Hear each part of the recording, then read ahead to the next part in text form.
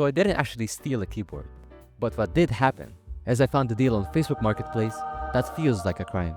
But before we get to that, I need to come clean. For the longest time, I've been using the SteelSeries Apex 7 TKL, supposedly a premium gaming keyboard.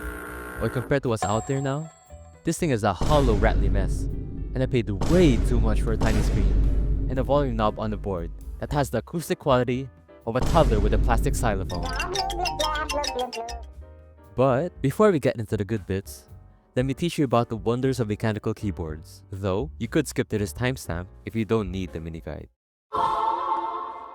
First, let's talk layouts. If you've got full size, great if you're an accountant. There's no need for an accountant. The answer is minus £5,000. Or a boomer who lives for the number pad.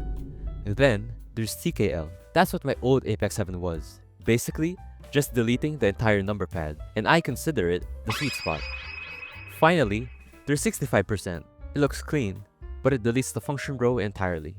And I'm not about that life. I still need my function keys to actually function. Then, there are switches. First, you have Cookie.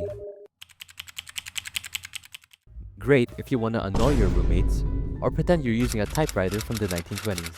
Next are Tactiles. The middle child. You feel a little bump when you press the key, so you know exactly when it registers, without that eardrum shattering noise. Finally, you have Linears. My personal favorite. They're smooth all the way down. No bump, no click, just pure smoothness. These are what people chase when they want that creamy or stocky sound. And no, stock doesn't mean thick. It's just a way to describe a deep, solid acoustic profile. Finally, we have the mods. First, the Band-Aid mod. You put tiny strips of bandages under the stabilizers, so the keys don't rattle like a loose maraca. Then there's the tape mod. You slap layers of tape on the back of the circuit board to kill high-pitched clacks and help achieve that thunk. Lastly, the foam mod. Basically adding foam into a hollow keyboard to make it sound full. That seems like a lot, but trust me, there's way more to this. Anyways, moving on. I was in talks with a girl on Marketplace to pick up a Yunzi KC84. You know the drill. 99% of interactions go nowhere, but this time, the stars aligned. She actually replied, and she was actually pretty cool. You might be thinking, what is a Yunzi? I don't trust it. See, that's the problem. We've been conditioned to think that if it's not at Best Buy with a giant green snake logo on the box, it isn't good. This keyboard, however, is like a small local coffee shop that makes a better brew for half the price of Starbucks. It's not about the name, it's about the product. And for $20, considering these go for $70 new, what a deal. And that's just for the board. No keycaps and no switches yet. I also grabbed 110 Gateron Milky Yellow Cap V2s for $30. Now I don't have much knowledge on keyboard switches, so let me know in the comments if that was actually a good deal. I can't stop winning! After walking through a hellish amount of snow and slush, I brought the board home and laid it out on the operating table. I had my tape, foam, switches, and bandages ready to turn this thing into a masterpiece. But as soon as I popped the spacebar, I didn't see a factory standard board. I saw band-aids. The girl who owned this before me, she wasn't just someone who bought it and settled.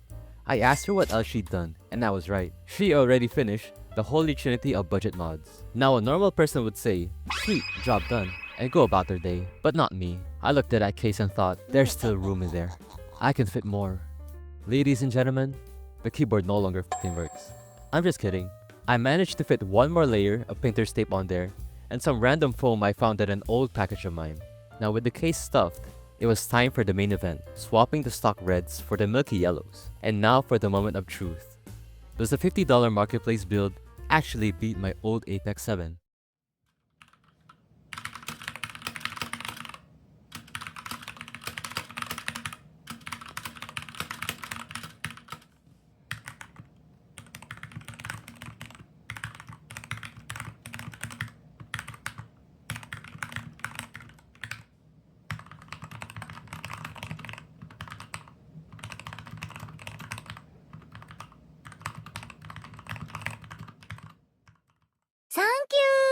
Let's look at the tally. $20 for the keyboard, $30 for the switches. This extra tape was $2.50, and the foam was technically free. I'd call that a legal heist.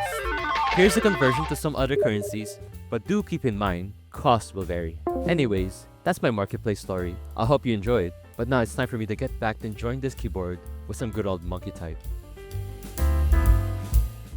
Are you sure?